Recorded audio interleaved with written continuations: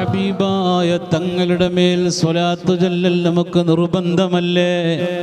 കൽപ്പന അല്ലാഹുവിൻ്റെതല്ലേ? അല്ലാഹ് പറഞ്ഞു, ഇന്നല്ലാഹ വ മലായികതുഹു യുസല്ലൂന അലൻ നബിയ്യ് യാ അയ്യുഹല്ലദീന ആമനൂ സല്ലൂ അലൈഹി വസല്ലിമൂ തസ്ലീമാ. ഇങ്ങനത്തെ ഒരു കൽപ്പന നിസ്കാരത്തെ കുറിച്ച് പറഞ്ഞില്ല, സകാത്തിനെ കുറിച്ച് പറഞ്ഞില്ല, ഹജ്ജിനെ കുറിച്ച് പറഞ്ഞില്ല, ഒരു അമലിനെ കുറിച്ചും പറയാതെ അല്ലാഹ് പറയുന്നു, ഓ സത്യവിശ്വാസികളായ ജനങ്ങളെ, ഓ ഞാനും എൻ്റെ മലക്കുകളും അല്ലാഹുവിൻ്റെ റസൂലിൻ്റെ പേരിൽ സ്വലാത്ത് ചൊല്ലുന്നുണ്ട്. അതുകൊണ്ട് ഞാനും ചൊല്ലുന്നു, എൻ്റെ മലക്കുകളും ചൊല്ലുന്നു, ഞാനും നിസ്കരിക്കുന്നു, എൻ്റെ മലക്കുകളും നിസ്കരിക്കുന്നു എന്ന് പറഞ്ഞില്ല. ഞാനും ഹജ്ജ് ചെയ്യുന്നു, എൻ്റെ മലക്കുകളും ചെയ്യുന്നു എന്ന് പറഞ്ഞില്ല.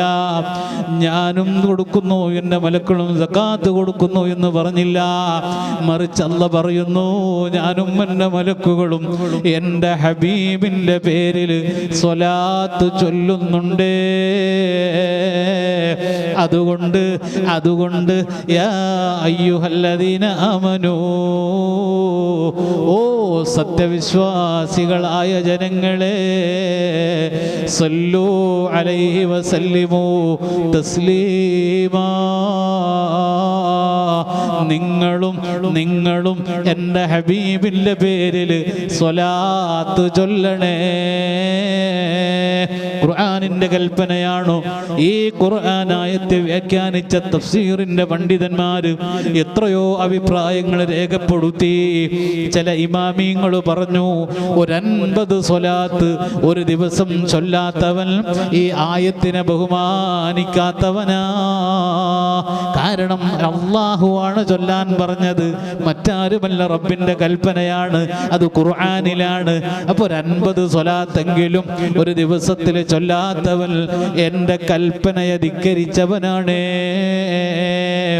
മറ്റു ഇമാമിങ്ങൾ പറഞ്ഞു, അല്ല, ഒരു 300 സ്വലാത്തെങ്കിലും ഒരു ദിവസത്തിൽ ചൊല്ലാത്തവൻ അല്ലാഹുവിനെ ധിക്കരിച്ചവനാണ്